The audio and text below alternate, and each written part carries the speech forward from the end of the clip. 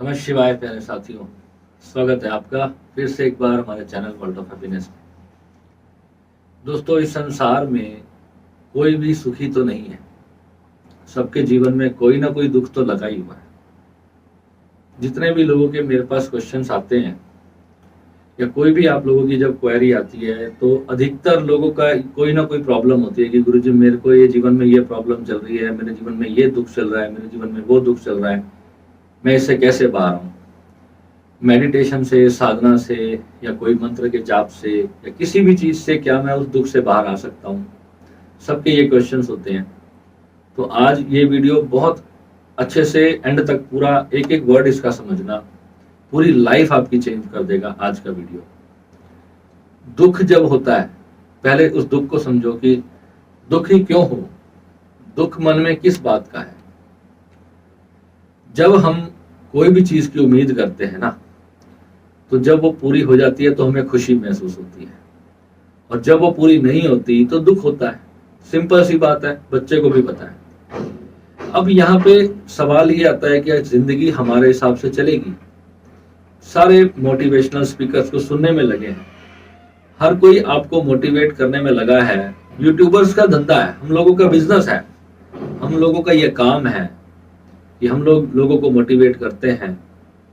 मगर हमारा जो ये एक स्पिरिचुअल चैनल है, यहाँ पर मोटिवेशन देना एक अलग बात है, मगर यहाँ पे वास्तविक दुख को दूर करना उसका सबसे बड़ा उद्देश्य है। कि आपका जो एक्चुअल में दुख है ना, उसको दूर करना ही हमारा सबसे बड़ा उद्देश्य है। क्योंकि यहाँ पर जब मैं इस चैनल पे आया था, जब मैंने ये चैनल स्टार्ट किया था, आप सोच भी नहीं सकते कि उस वक्त मेरे जीवन की क्या क्या परिस्थितियां थी। मेरा पूरा बिजनेस डूब गया था। कोविड टाइम में मैं घर पे बैठ के अपनी साधनाएं करता रहता था। और उस वक्त पे जब लोगों की कुंडलिनी वाले मैंने वीडियोस देखे, जब मैंने देखा कि कितने लोग गलत साधना किए जा रहे हैं किसी गलत उद्देश्य के लिए, उनका उद्देश्य ही उनको नहीं पता। वो ये समझते हैं कि साधना करने से हमारा कोई कोई संसारिक कार्य पूरा हो जाएगा। और आप लोगों को पता है कि जितने भी लोग इस वक्त YouTube पर वीडियोस बनाते हैं, उनका जो मेन मकसद है ना, वो आपके माइंड को कहीं ना कहीं पे ट्रैप करना है कि कैसे आपको अपने जाल में उतार लिया जाए। उनका मकसद मेन सिर्फ यही है। किस तरीके उनके चैनल पे बहुत सारे व्यूज आए, उनको करोड़ों रुपए की बारिश हो उनके पास। कोई आपको कोई भी मंत्र दे रहा है, मुझे बड़ी हंसी आती है। अभी एक व्यक्ति ने एक वीडियो डाला हुआ था, उसमें उसने लिख दिया कि जल्दी से जल्दी विवाह होकर रहेगा, बस आप ये उपाय कर लो। एक बंदे का विवाह नहीं हो रहा, उसकी जिंदगी में कुछ प्रॉब्लम है, उसकी हेल्थ अच्छी नहीं है, उसकी लुक्स अच्छी नहीं है, उसके पास फाइनेंशियल पोजीशन अच्छी नहीं है, उसके जीवन में जो उसकी करियर की जो पोजीशन है वो अच्छी नहीं है, उसकी फैमिली सपोर्टिव नहीं है, उसके पास अपना घर नहीं है, या उसके पास ऐसे लोग नहीं है जो जल्दी से जल्दी उसके संपर्क में कोई अच्छा सा लड़का आ जाए या अच्छी सी लड़की उसके संपर्क में आ जाए, या उसका जल्दी से उसको एक अच्छा हैप्पी लाइफ पार्टनर मिल जाए। और ऐसे दुखी परेशान व्यक्ति को कुछ भी बोल दिया कि तू राम रक्षा स्तोत्र का 21 दिन पाठ कर ले, तेरा विवाह हो जाएगा। और इस तरीके से वीडियो बनाते हैं कि आप एंड तक जाकर के उनका पूरा वीडियो देखो। ठीक है, हर यूट्यूबर चाहता है कि मेरे चैनल पे व्यूज आए, मेरे सब्सक्राइबर्स बढ़े, हर यूट्यूबर ये चाहता है। मगर आपको एक बात को ये समझना है कि आप भी कुछ भी उठा करके करने मत लग जाओ।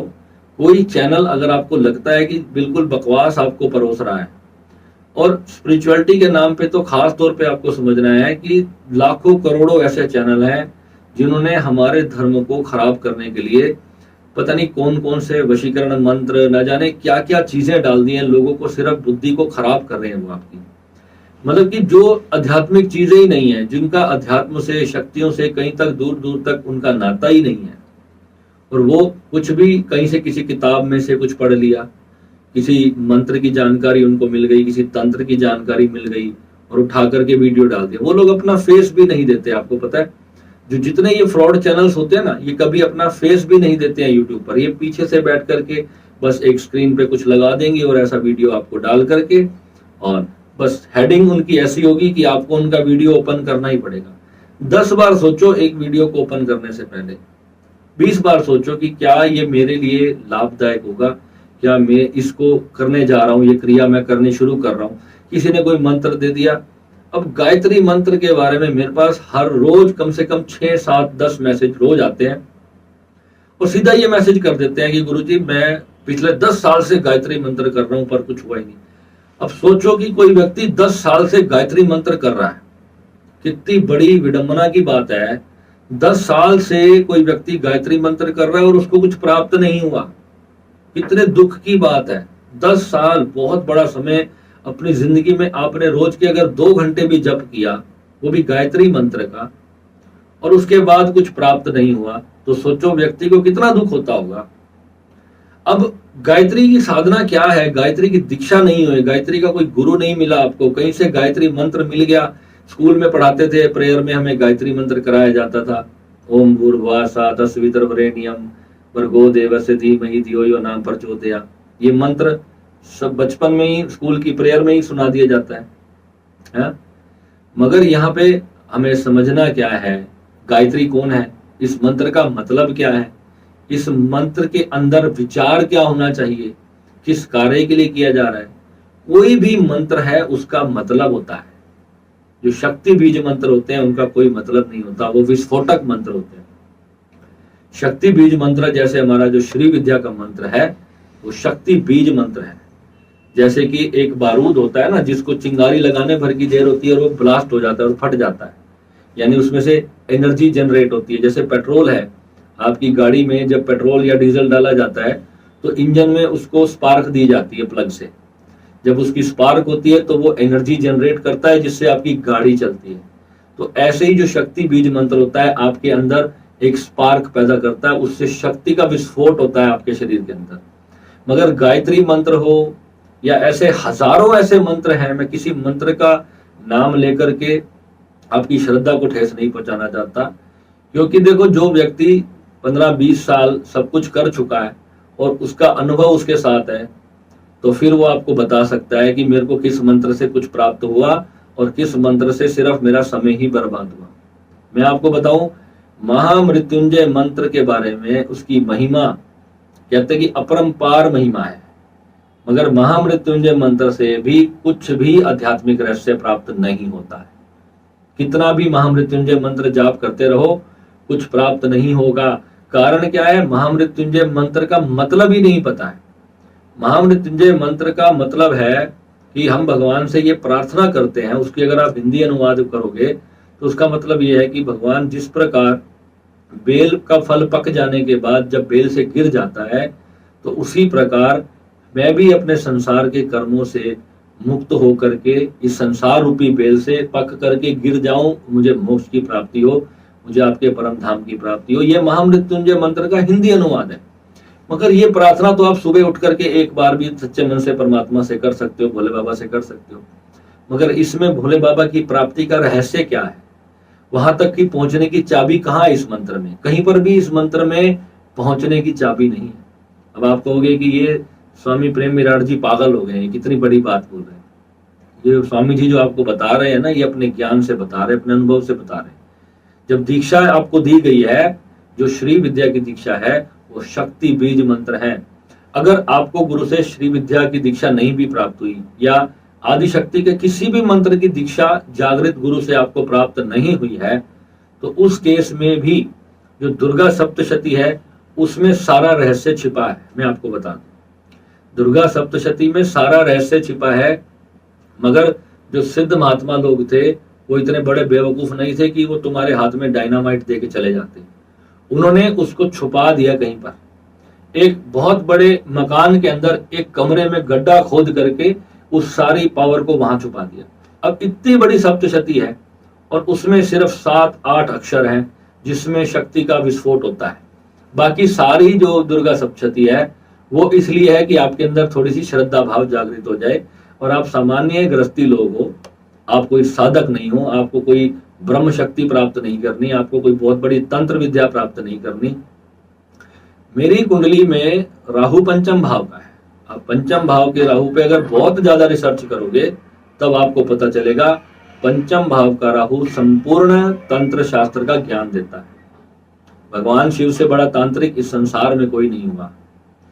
तो राहु पंचम जो है, राहु एक हाई एनर्जी है, राहु ही गूढ़ विद्याओं का रहस्य है। राहु ने देवताओं को चकमा दे करके, भगवान विष्णु को भी चकमा दे करके उसने अमृत धोखे से पान किया, यानी कि उसने जीवन का पूर्ण रहस्य प्राप्त किया, अमरता का वरदान उसने प्राप्त किया। अब जो अमरता है यानी कोई मरेगा ही नहीं। आपको पता है कोई भी चेतना मरेगी नहीं, हम में से कोई भी मरेगा नहीं। हम लोग सोचते हैं कि इस बार संसार से चले जाएंगे और खेल समाप्त हो जाएगा। कई लोग सुसाइड कर लेते हैं और वो ये सोचते हैं कि अब तो जिंदगी में बस सारा पंगा ही खत्म हो जाएगा, बस मैं मर जाऊंगा, सारे दुख समाप्त हो जाएंगे। नहीं होगा कुछ भी ऐसा। जैसे ही आप शरीर छोड़ोगे तो इमीडिएटली आप एक ऐसी स्टेट में जाओगे जहां पर ना आपके पास आंखें होंगी, ना आपके पास कान होंगे, ना मुंह होगा, ना बोलने के लिए कुछ होगा, ना आप सुन सकोगे, ना आप देख सकोगे, ना ही आप महसूस कर सकोगे। आप बस होगे एक भटकती हुई ऊर्जा की तरह, आप एक पानी के बुलबुले की तरह इधर उधर हवा में भटकते रहोगे। आपकी इच्छाएं, वासनाएं, जो भी मेमोरीज में आपके मन के अंदर जो भी विचार होंगे उस वक्त अंतिम क्षण में, उसी विचारों के तहत ब्रह्मांड में 12 भावों के अंदर आपका जो सूक्ष्म शरीर होगा वो उस मेरु यंत्र के माध्यम से, वो जो ब्रह्मांड का जो स्वरूप है, वो जो मेरु दंड स्वरूप है, उस स्वरूप के अंदर आपकी चेतना एंटर करेगी और वहां से किसी ना किसी गर्भ में आपका सूक्ष्म शरीर चला जाएगा। विदिन 2 या 3 घंटे के अंदर ये क्रिया घट जाएगी, अगले गर्भ में आपका एंटर हो जाएगा। अब कहोगे आपकी ये आपको कैसे पता चला? ये तब पता चलता है जब चेतना अपने आप को अपने शरीर से परे देख लेती है। आप इस चीज को पूरी तरह से महसूस कर सकते हो। हमारी साधनाओं में आप अपने शरीर से बाहर जाने की साधना कर सकते हो। अब शरीर से बाहर जाने का अनुभव एक साधक ही कर सकता है। मेरे इस वक्त 300 लोग मेरी ब्रॉडकास्ट में करीबन हैं। आप यकीन नहीं मानोगे, मेरे को अभी तक एक भी ऐसा साधक नहीं मिला जो मुझे ये कह दे कि गुरुजी मैं अपने शरीर से बाहर जाकर के अपना अनुभव करना चाहता हूँ। सबकी इच्छा क्या होती है? गुरुजी मेरा घर अच्छे से चले, मेरा बिजनेस अच्छे से चले, मेरी आर्थिक चीजें अच्छी से चलें, मेरे रिलेशनशिप्स अच्छे से चलें, मेरे बच्चे खुश रहें, मेरी पत्नी खुश रहे। बस यही इच्छाएं हैं जो आम सब लोगों की इच्छाएं होती है। इसीलिए श्री विद्या की साधना करते हैं। किसी को परमात्मा चाहिए ही नहीं। और गुरु किसको ढूंढता रहता है? गुरु उस साधक को ढूंढता रहता है जिसको सच में ब्रह्म ज्ञान की प्यास है, जिसमें तड़प है। और उस ब्रह्म ज्ञान को पाने के बीच में जो रुकावटें हैं वो आपकी भोग विलास की इच्छाएं हैं, संसारिक जो इच्छाएं हैं, ये रुकावटें हैं। इसलिए गुरु आपको ऐसी विद्याएं भी देते हैं ताकि आप अपनी वो भौतिक इच्छाएं भी पूरी करें, ताकि आप संसार में भी सक्षम रहें और संसार के परे जाकर भी आप सक्षम रहें। वहां पर भी आपको वो ज्ञान प्राप्त हो जो वास्तविकता है इस संसार की।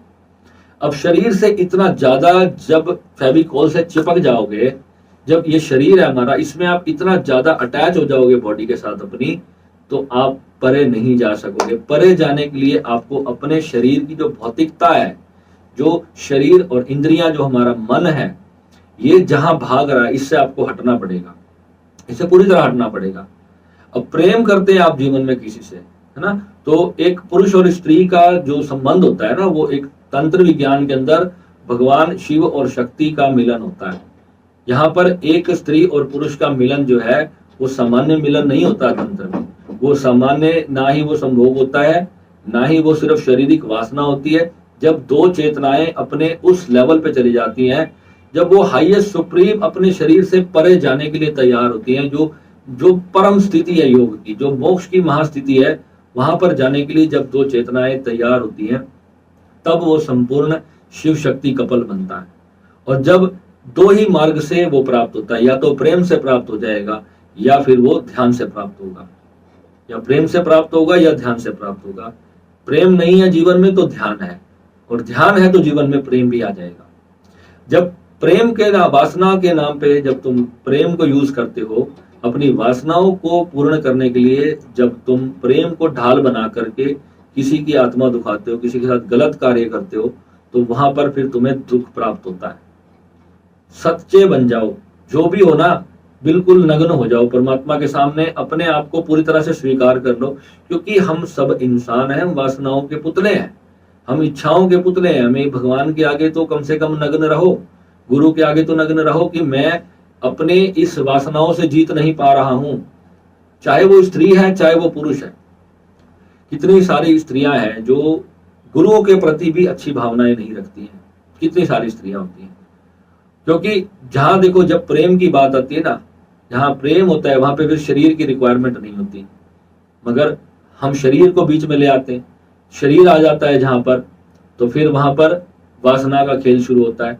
और यही इस वक्त कलयुग में दुनिया में चल रहा है। एक्चुअल में कोई ज्ञान तुम्हें देना नहीं चाह रहा और तुम लेना नहीं चाह रहे।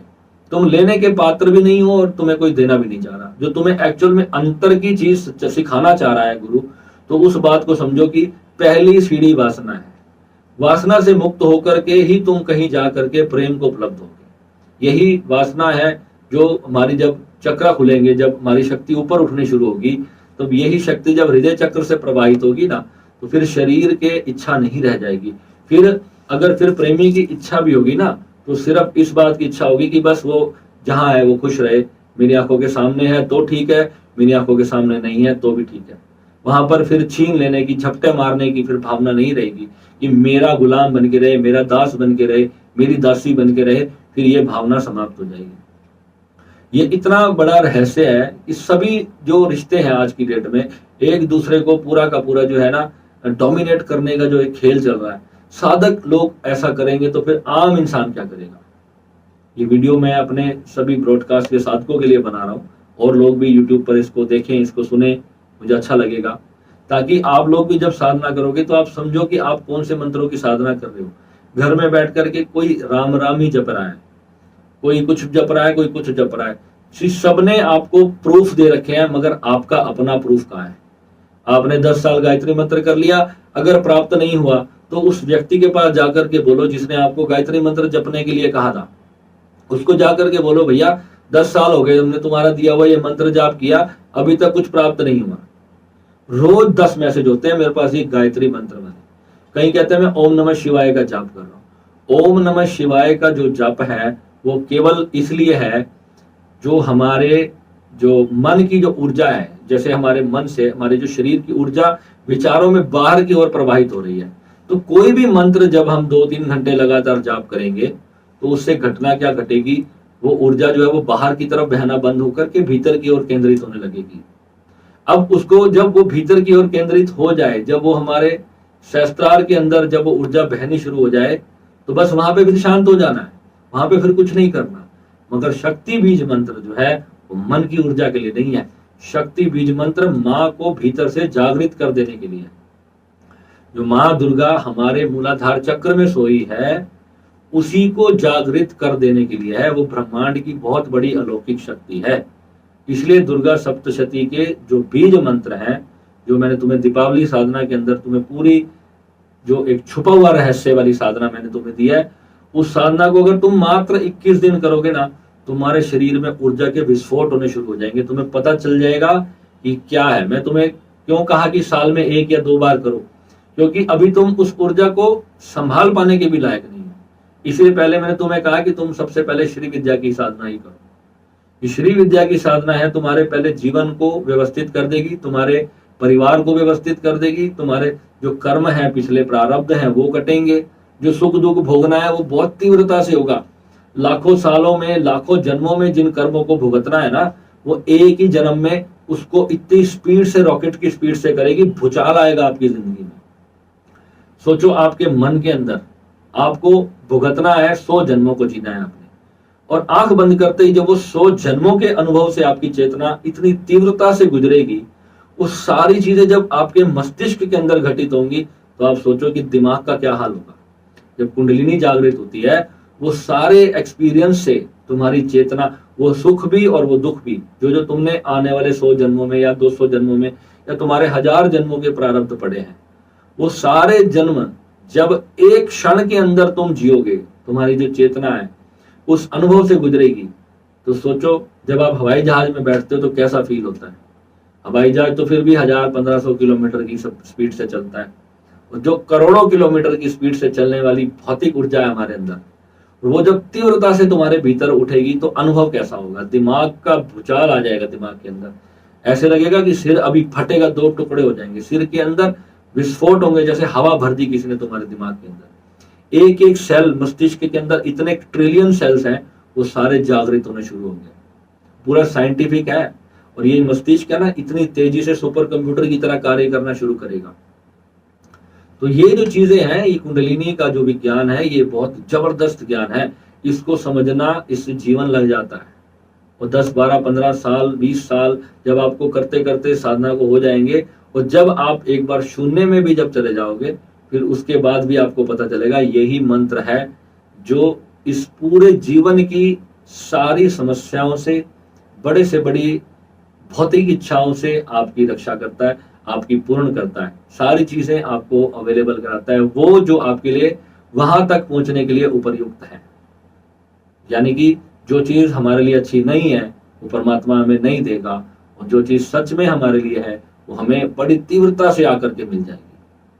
यानी कि अब हम परमात्मा के स्पेशल चाइल्ड हो गए। अब हम वो व्यक्ति नहीं है जो बाकी सब है। एक माँ के 1000 बच्चे हैं, एग्जाम्पल दे रहा हूं मैं आपको। अगर 800 बच्चे माँ के जो है वो इधर उधर भाग गए, इधर उधर दूसरी दुनिया में माँ से छुप कर कहीं छुप गए, जो माँ को पता ही नहीं है, और 200 बच्चे ऐसे हैं जो माँ के साथ, माँ के घर पे ही रहते हैं, तो दोनों में से ज्यादा केयर किसको मिलेगी? उन 800 को या उन 200 को? तो उन 200 को मिलेगी जो माँ की केयर में है, माँ की अंडर में। और माँ दुर्गा, माँ भवानी साक्षात प्रेजेंट शक्ति है। वो कोई ऐसी मूर्ति नहीं है जिसको आप मूर्ति समझते हो और मंदिर में जा करके उनकी पूजा करते हो। वो मूर्ति रूप जो बनाया है, माँ का सौम्य रूप बना करके जब हम उनकी पूजा करते हैं, उसका माध्यम सिर्फ इतना ही है कि हम उन कॉन्शियसनेस से जुड़ जाएं। जैसे हमें किसी व्यक्ति को याद करना है तो हम उसके चेहरा तो हमें याद आएगा ना, कहीं उसका चेहरा याद आएगा, उसकी स्माइल याद आएगी, उसकी आवाज याद आएगी, उसके साथ हमारे बिताए हुए पल याद आएंगे, हम उसके साथ कहीं खाना खाने गए थे, वो सब चीजें हमें याद आएंगी। इसी तरीके से हम उसको याद करेंगे। पर शक्ति को कैसे याद करोगे? ऊर्जा को कैसे याद करोगे? पावर को कैसे याद करोगे? एक करंट है बिजली का, उसको कैसे याद करोगे? किसी को करंट लगा होगा तो उसको पता है कि करंट ऐसा होता है, मुझे याद आ रहा है, मुझे एक बार लगा था। तो ये माँ की जो ऊर्जा है, माँ भगवती जब आपके भीतर जागृत होगी, एक बार जब ये जागृत हो जाती है, फिर उसके बाद माँ को याद करने में कठिनाई नहीं होती। फिर इंस्टेंटली माँ का आवाहन भर करते ही माँ उसी टाइम आ जाती है। और जिसको श्री विद्या दीक्षा होती है उसको तो 1 सेकंड के अंदर ही माँ का प्राकट्य अपने शरीर के भीतर हो जाता है, 1 सेकंड के अंदर। तो ये जो चीजें हैं, इन चीजों को हमें समझना है और फिर हमें साधना करनी है।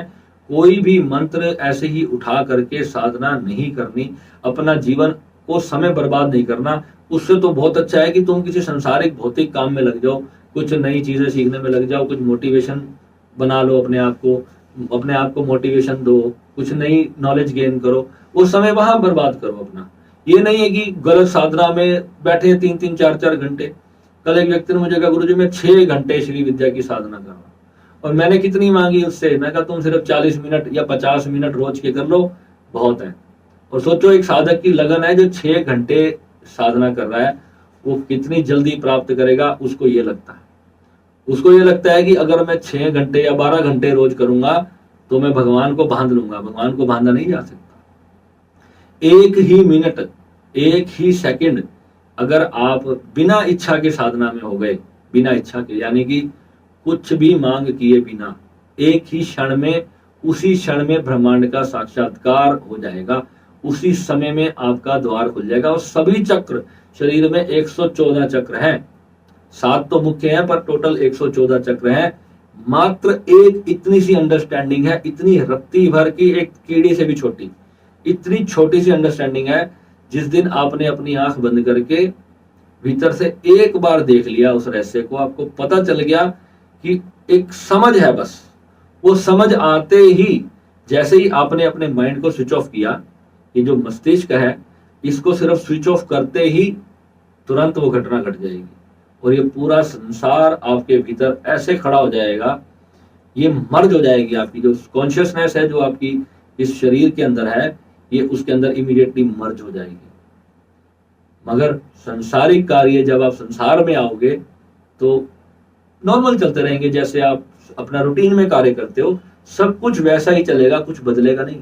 वही सुबह उठोगे, नहाओगे, धोगे, खाना खाओगे, अपने काम पे जाओगे, सब कुछ वैसे ही होगा। व्यवहारिक कार्यों में कुछ फर्क नहीं होगा। जब तुम्हें लगेगा कि अब मैं डिप्रेस्ड हो गया, अब मेरा कुछ शक हो गया मेरे अंदर से, कुछ बुरी घटना घट गई जीवन में, कुछ भी हुआ, तो इमीडिएटली आप अपनी आंख बंद करोगे और सारा दुख वहीं तिरोहित हो जाएगा एक क्षण में। मगर ये नहीं मैं कहूंगा कि तुम्हें दुख नहीं होगा या तुम्हें सुख नहीं होगा, दोनों चीजें वैसे ही चलती रहेंगी। जिस जिस चीजों के लिए तुम साधना करोगे वो सभी चीजें परमात्मा तुम्हारे को जरूर देगा। अगर तुम्हारा मन सच्चा है और तुम अंतरात्मा से दुनिया की भलाई करने के भावना से कार्य करते हो, तो भगवान कभी तुम्हारे दुश्मन नहीं है कि तुम्हारे को कोई इच्छा भगवान ने तुम्हारी पूर्ण नहीं करनी। सब कुछ देने में सक्षम है भोलेनाथ। भोले बाबा के जब प्रार्थना करते हो ना, तो उस वक्त उसको उससे मांग ना करके उससे ग्रेटिट्यूड करो कि जो तूने दिया बहुत प्यारा दिया, मैं तेरा हमेशा हमेशा शुक्रिया अदा करता हूँ मेरे भोले बाबा।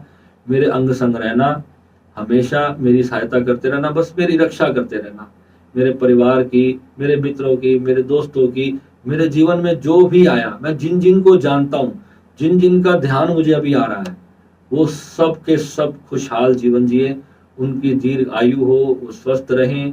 सर्वे भवन्तु सुखिनः, सर्वे सन्तु निरामया, सर्वे भद्राणि पश्यन्तु मा कश्चित् दुःखभाग् भवेत्।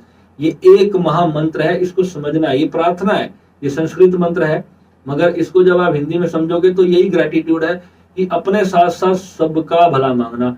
यानी कि जब आप सबको अपने भीतर समा के सबके लिए जब मांगना शुरू करोगे ना, अपने बुरा करने वाले के लिए सबसे ज्यादा एनर्जी काम करेगी। अगर आपके साथ कोई बहुत बुरा करके चला गया, अब क्या हो रहा है, उस वक्त आपकी जो एंगर एनर्जी है ना, वो सारी उसके ऊपर जा रही है, आपकी भक्ति जा रही है, उसको वो लेके जा रहा है, आपकी सारी भक्ति, सब कुछ आपका खत्म हो रहा है। उसके साथ बुरा तो हो जाएगा, आपका बदला तो निकल जाएगा। किसी ने आपको बुरा किया, कहते ना कि डू गुड हैव गुड, बोलते हैं ना, तो जब कहते हैं जो बुरा करता है उसको भी अपना फल मिलता है, ये भी कहावत सुनी होगी आपने। वो कैसे होता है, वो साइंटिफिक नॉलेज क्या है उसकी, कि कोई बुरा करता है उसके साथ अपने आप बुरा कैसे हो जाता है। वो ऐसे हो जाता है कि सामने वाले की एनर्जी है वो हमारे के ऊपर अटैक करती है। बद्दुआएं और दुआएं यही होती हैं, जब हम किसी के साथ गलत करते हैं तो हमें बद्दुआ मिलती है और नेगेटिव एनर्जी रेडिएट कर रहा है हमारे प्रति। तो आपको समझ जाओ कि कौन सा व्यक्ति आपके प्रति नेगेटिव एनर्जी रेडिएट कर रहा है, उसके साथ आपको अपने उस कर्म को सॉर्ट आउट करना है इसी जन्म के अंदर। अब मान लो कि कोई परिस्थिति ही ऐसी है कि आप उसके साथ अपने कर्म को सॉर्ट आउट ही नहीं कर पा रहे, तो उसके लिए फिर साधना होती है। वही हमारी साधना है, जो कितने जन्म पहले किसी के साथ बुरा किया था जो आपको पता ही नहीं, मगर उसकी एनर्जी आज भी आपके पीछे लगी हुई है, उसने आज भी आपसे बदला लेना है। जब तक उसका प्रतिशोध पूरा नहीं होगा तब तक आप शांत नहीं हो सकते, तब तक आपको कोई ना कोई बुरा आपके साथ हो ही जाएगा।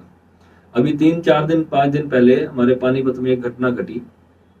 कोई प्रॉपर्टी डीलर था, उसका कुछ करोड़ों का लेन देन था किसी व्यक्ति के साथ, न जाने क्या हुआ क्या नहीं हुआ।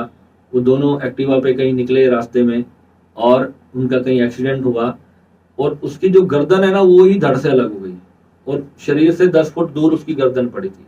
इतनी दर्दनाक तरह से उसकी मृत्यु हुई है। और अब बता रहे हैं कि न्यूज में बताया कि उसकी जो है उसकी मर्डर किया गया, उसको जान से मार दिया गया। अब आप ये सोचो कि ये क्या योग था उसकी जन्म कुंडली में, वो ये योग लेके पैदा हुआ था कि उसके साथ ऐसा जो है दुर्भाग्यपूर्ण घटना उसके साथ जीवन में घटनी थी।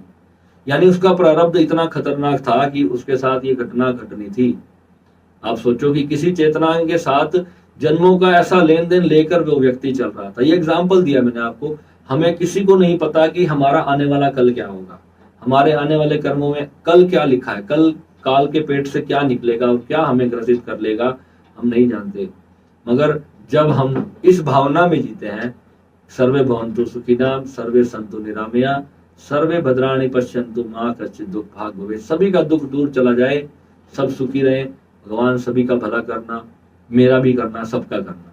जब ये भावना हम अपने भीतर रखेंगे तो धीरे धीरे हमारे अंदर ग्रेटिट्यूड का भाव आएगा, हमारे अंदर एक ऐसी प्योर एनर्जी का जन्म होगा जो इतना सुकून देने वाली होगी। तुम्हारे पास कुछ भी नहीं होगा ना, तब भी तुम दुनिया के सबसे अमीर व्यक्ति की तरह फील करोगे। तब भी तुम अपने भीतर से वो परमात्मा की एक सुप्रीम कॉन्शियसनेस को जब तुम फील करोगे तो अंदर से बहुत प्यारी फील आएगी तुम्हें। बहुत दुख में दुख तो पता ही नहीं चलेगा कि आया भी था कि नहीं आया था, चेहरे पे हमेशा एक मुस्कान रहेगी। और जब तुम संसार से भिखारियों की तरह ये मेरा मेरा मेरा करते रहोगे ना, छीनने का भाव जब तक रहेगा, अंदर से हमेशा दुख में जलते क्रोध की तरह भस्म हो जाओगे अंदर ही अंदर। बुद्ध कहते थे क्रोध एक अंगारे की तरह है, जो सामने वाले पे हम फेंक भी नहीं सकते, और अपना ही हाथ में पकड़ के बैठे हैं और उसको हम अपने आप को जला, उसको फेंक दो, उसको छोड़ दो। जिसने जो भी बुरा किया है अपने किसी भी कर्म के तहत उसको माफ करना, फॉरगिव कर दो, और अपने आप पे अकेले अपने इस एकांत को स्वीकार कर लो कि मैं अकेला आया था, चाहे मैं गृहस्थी में हूं, मेरा पूरा परिवार है, मेरे साथ लाखों लोग मेरे को जानते हैं, मेरे रिश्तेदार हैं, ना जाने कितने लोगों से मेरा जीवन में संपर्क हुआ और आगे बिछड़ जाएगा, मगर तब भी ये जान के रखना है कि हूं तो मैं अकेला ही। आया तो मैं, उस दिन को याद करो, आया तो मैं जब अकेला ही था, और उस दिन को याद करो जब अर्थी पे अकेला लेट के जाऊंगा। बीच के जो मिले जितने भी लोग हैं, अब उनके बही खाते साथ में लेके जाने हैं क्या? वो बही खाते भी अग्नि में जल जाने चाहिए, यानी मन के विचारों के साथ नहीं जाने चाहिए। अब वो अंत समय में नहीं छूटेंगे। अगर सारी जिंदगी अगर वो मन में द्वेष का भाव अपने मन के अंदर बिठा कर रखोगे ना, तो लकड़ियों के समय वो साथ में चले जाएंगे। वो चेतना फिर उन्हीं लोगों के साथ दोबारा जन्म लेगी जिन्होंने तुम्हारा इस जन्म में दुख दिया तुम्हें। फिर ऐसी चेतनाओं के संपर्क में ना ही मेरे को ईश्वर लाना जिन्होंने मुझे दुख दिया। वो चेतना भी मुक्त हो जाए और मैं भी मुक्त हो जाऊं। इस भाव से हमारी साधना यही है, 9 ग्रहों के 9 रिश्तों को समझना कि जो चेतनाएं आपको दुख दे रही हैं वो दोबारा मेरे संपर्क में ना आए। अगर मेरा दोबारा जन्म हो तो फिर सुखी, शांत, आनंदित, संतों जैसे आचरणों वाले लोगों में मेरा जन्म हो। मेरे अच्छे मित्र हैं जो जो जिनके साथ मुझे आज प्रसन्नता होती है, वैसे ही लोग मेरे जीवन में दोबारा से आए। ये भाव से जब तुम अपनी साधना करोगे, साधना करते समय चाहे आधा घंटा भी मिल रहा है ना, 20 मिनट भी मिल रहा है, ये भाव 24 घंटे साधना का है। ये जो मैंने तुम्हें भाव सिखाया ना, ये भाव 24 घंटे रखना है मन के अंदर। मेरे कितने लोग हैं मेरे पानीपत में, सब मेरा मजाक उड़ाते हैं। वो कहते हैं क्या बाबा बन के बैठा है, क्या कर रहा है, कोई कहता है लोगों को ठग रहा है। तो जिसकी जो भावना आती है वो बोल के, मैं कहता हूँ हाँ, मैं उनके साथ उनकी इस बातों में बहुत इंजॉय करता हूँ इस चीजों को, कि चलो उनको हंसी को खेलने को कोई टॉपिक तो मिला, कम से कम मैं किसी को हंसाने के काम आ रहा हूँ, कम से कम रुला तो नहीं रहा, उसकी बददुआ तो नहीं ले रहा, उसका खून ही बढ़ा रहा हूँ ना हंसा करके। तो वो तो परमात्मा जानते हैं, अगर मैं कुछ गलत करूंगा तो मेरे भोलेनाथ उसकी मेरे को सजा देंगे, क्योंकि भगवान से कभी कुछ छुपता नहीं है। इंसान अपने आप को कितना भी कलाकार मान ले, भगवान के जो कोर्ट ऑफ लॉ है वो इतनी स्ट्रिक्ट है कि वहां पर आपकी भावना दिखती है। जाकी रही भावना जैसी, प्रभु मूरत देखी दिन तैसी। जैसी जिसकी मन की भावना होगी भगवान उसको वो देंगे। जाकी रही कहते ना, जिसकी जैसी चाकरी प्रभु वैसा ही फल देंगे। भगवान वही आपको दे देंगे जिसके आप कैपेबल हो, जिसके आप लायक हो। तो अपने आप को कैसा बनाना है, इसी भाव को समझना है। और ये भाव जो मैं आज आपको बता रहा हूं, ये हर पल 24 घंटे आपके भीतर होगा। कितने चालाक लोग आपकी जिंदगी में आएंगे, आपके भोलेपन का लाभ उठा के जाएंगे, मगर आपको फिर भी भोले ही बने रहना है। भोलों का ही रब होता है, भोलों का ही रब होता है। जो चालाक बनता है ना उसको मिलता कुछ नहीं। वो दुनिया में तो बहुत कुछ कमा जाएगा, बहुत कुछ कमा जाएगा, मगर जब लकड़ियों में जाएगा ना तो उसकी जेब में फूटी कौड़ी नहीं होगी, ना उसके पास कोई भगवान का आशीर्वाद होगा, ना उसके पास कोई ब्लेसिंग होगी। उसके साथ जाएगी सिर्फ उसकी चालाकी, उसके साथ जाएंगे उसके षड्यंत्र, उसके झूठ, उसकी मक्कारी, यही उसके साथ जाएगा। और जो जितना प्योर हो जाएगा वो अपने साथ वही सत्य, वही ज्ञान, वही भक्ति परमात्मा के चरणों में लेके जाएगा, और उसका द्वार वहां पे उसके लिए पहले ही खुल जाएगा। आप ऐसा जीवन जियो, आप भगवान आपको पहले ही सब कुछ दे देंगे, बाद में आने का वक्त ही नहीं आएगा। ये जितने लोग आपको कुछ भी सिखाते रहते हैं, कैसे मतलब चालाकियां खेलो दुनिया के साथ, कोई आपके साथ ऐसा कर रहा है तो आप उसके साथ ऐसा करो, कितनी माइंड गेम्स आपको सिखाने में लगे हैं। अरे माफ करना तो कोई सिखाता ही नहीं। जितने देखो साइकोलॉजिकल लोग जो आजकल मैं देखता हूँ, ऐसी ऐसी चीजें सिखा रहे हैं लोगों को कि रिश्तों में कैसे डील करें, कैसे टिट फॉर टैट करें, ना जाने कितनी कितनी चीजें बदला लेने के लिए ऐसे से टेक्नोलॉजी वाली चीजें सिखा रहे हैं आप लोगों को। ठीक है, मगर समझना क्या है, अगर आपके मन में आपके रिश्तों के लिए अगर प्रेम है तो प्रेम करो, नफरत है तो कम से कम उनको माफ करके अपने अंदर के उस अंगारे को तुम्हें फेंकना होगा। नहीं तो नफरत तो बिल्कुल रखनी ही नहीं है किसी के लिए। नफरत तो एक ऐसा जहर है जो जीते जी तो आपको मारेगा ही, मरने के बाद भी आपको सुकून नहीं मिलेगा। फिर जाकर के कोई सांप की योनि मिलेगी, फिर जाकर के कोई जहरीला जानवर ही बनने वाले हो। क्योंकि वही है जो डसने वाला, फिर सिस्टम तुम्हारा हो जाएगा बाद में। तो अभी से मन में ऐसा रखो भाई कि प्यारी सी लाइफ मिले, फिर आगे एक और अच्छा सुंदर जीवन मिले, इंजॉय वाला। ठीक है, तो वर्ल्ड ऑफ हैप्पीनेस का मतलब क्या है, ये चैनल का नाम मैं तुम्हें बताता हूँ ना, कि ये चैनल है वर्ल्ड ऑफ हैप्पीनेस बनाना है। मेरे साथ जितने लोग जुड़े, कम से कम उनके घर में तो इतनी खुशी होनी चाहिए। मेरे अपने घर के लोग भी मेरे से सहमत नहीं है, मैं तुम मेरे से कैसे सहमत हो जाओगे, क्योंकि मेरी बातें दूसरी दुनिया की हैं। मेरी बातें जल्दी से समझ में नहीं आएंगी किसी को, मेरे मरने के बाद समझेंगे मेरे घर वाले भी शायद। क्योंकि मैं कहता हूं कि एक क्षण भी अगर तुमने बिना प्यार के बिता दिया तो समझो कि 10 करोड़ का घाटा तो तुमने आज ही खा लिया। अगर आज तुमने अपने घर में कलेश कर दिया, अपने बच्चों से या अपनी पत्नी से या माता पिता से, तुम अगर अपने परिवार के किसी व्यक्ति से सहमत नहीं हो तो तुम्हारी अपनी गलती है। अपने आप को संभालना सीखो कि सामने वाले व्यक्ति के साथ अंडरस्टैंडिंग को कैसे डेवलप करना है, अपने रिश्तों में एक्सेप्टेंस कैसे लानी है कि सभी की निजता, उसके जीवन के जो वो करना चाहता है, उसकी स्वतंत्रता, उसकी फ्रीडम, उसको आपको कैसे स्वीकार करना है। नहीं करोगे तो दुखी तो तुम रहने वाले हो, और फिर तुम दूसरे पे हाथ भी उठा दोगे, झगड़े भी करोगे, लड़ाइयां भी करोगे, खुशी तो फिर भी नहीं आने वाली तुम्हारे अंदर। फिर अंत में क्या है, वही लकड़ियों वाली बात की लकड़ियों में फिर कुछ ना कुछ कर्म लेके ही जाने वाले हो, और फिर उस व्यक्ति को ढूंढते फिरोगे, क्या पता उसका मोक्ष हो जाए, और तुम उसको ढूंढते फिरोगे और फिर ना जाने कहां जाके तुम्हारा वो क्रोध निकलेगा किसी के ऊपर, क्योंकि वो एंगर है, वो साथ चला जाएगा एंगर। ये इतनी बड़ी, जब हमारी आर्ट ऑफ डाइंग का शिविर चलता था, जब पास्ट लाइफ में बाबा जी हमें लेकर गए थे, तो उस वक्त हमने इस चीज को देखा था कि किस किस जन्म के लोग हमें दिखाई देते हैं, और वो इस जन्म में हमारे साथ होते हैं। बताओ, इस जन्म में वो हमारे साथ होते हैं, और जो कार्मिक रिलेशंस होते हैं ना, वो हमेशा दुख देते हैं। जो कार्मिक रिश्ते होते हैं वो हमेशा दुख देने वाले होते हैं, और जो कार्मिक रिश्ते होते हैं वो हमेशा सुख भी देते हैं, मगर वो सुख बहुत थोड़े से टाइम का होता है। जब वो दुख में बदल जाता है वो हमारा कार्मिक रिलेशन होता है। मगर जब हमारी उसी चीजों को, जब हमारे नए सुंदर रिश्ते हमारे बनते हैं, जब जिन लोगों का डाइवोर्स हो जाते हैं, कि सबसे बड़ा जो किसी के साथ आप अपराध करते हो ना, किसी लेडी से शादी करके, लड़की से, जब उसको आप तलाक दे देते हो, ये सबसे बड़ा अपराध है। किसी की पूरी जिंदगी भर के दुख लेना, किसी की बदुआएं लेना पूरी जिंदगी भर के लिए, ये सबसे बड़ा अपराध है। जो अपने पति पत्नी, अपने जो भी हमारे घर के रिश्ते होते हैं, ये आसानी से नहीं बनते, ये परमात्मा ने बनाए होते हैं।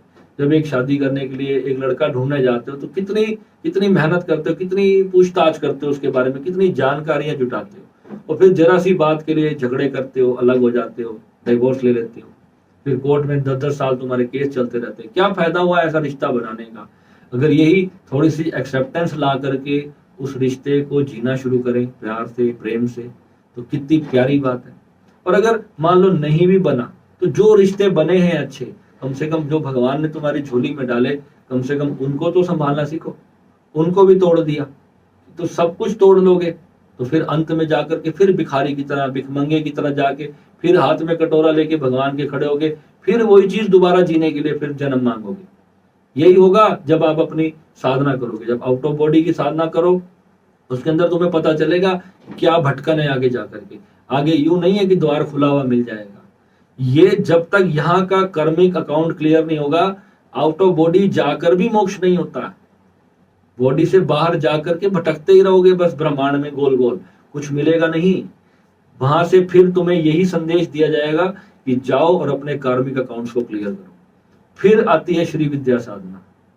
मैंने 10 साल ओशो की साधना करी।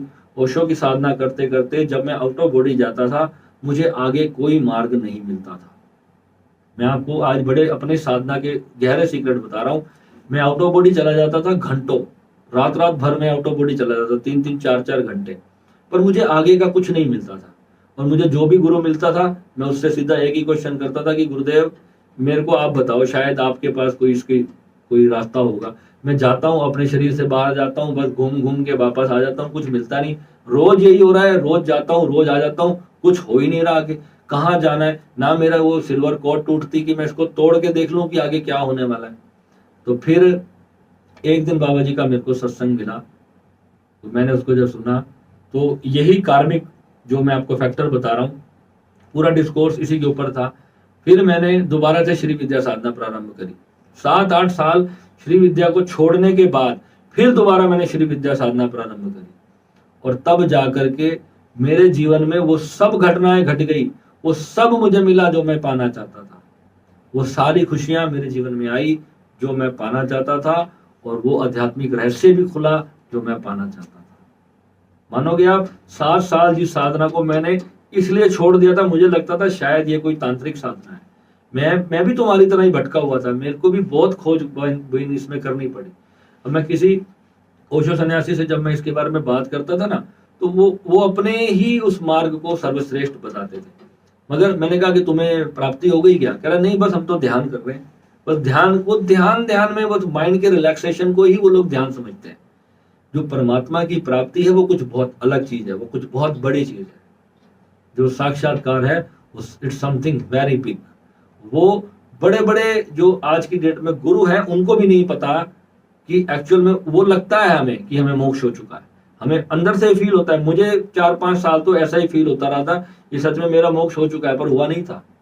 पता ही नहीं था कि मतलब वो जो पूर्ण विराम है वो आया या नहीं आया। जहां पर पूरा ब्रह्मांड जब हमें एक फील होता है, जब होल कॉन्शियसनेस, पूरे यूनिवर्स की जो अस्तित्व की एनर्जी जब एक फील होती है, उस जगह पे हम प्रेजेंट होते हैं। आपको ये सिखाया जाता है कि मिट जाओ, मिट कर वहां जाना होता है, वहां पहुंचना होता है। अब ये जो चीज है, बातें करने में तो बड़ी सरलता से लग रही है आपको, मगर जब इसका प्रैक्टिकल एक्सपीरियंस करोगे, वो स्टेट जब एग्जैक्टली आपकी जिंदगी में आ जाएगी, उससे पहले मेरी ये सारी बातें आपको सिर्फ बकवास लगने वाली हैं, सिर्फ सिर के ऊपर से जाने वाली, कुछ भी नहीं होगा। करते रहो जितनी मर्जी साल। तो आज मैं थोड़ा सा डांट भी रहा हूं आपको, क्योंकि मैं इसलिए बोल रहा हूं कि ये समय बहुत कम है और यही जीवन है मनुष्य का। इसी जीवन में जो पाना है वो पालो, बाद में फिर यही सब मंदिरों में आरतियां और घंटियां बजाते रहोगे, प्राप्ति कुछ नहीं होने वाली। ठीक है, तो मिलेंगे अगले वीडियो में। नमः शिवाय।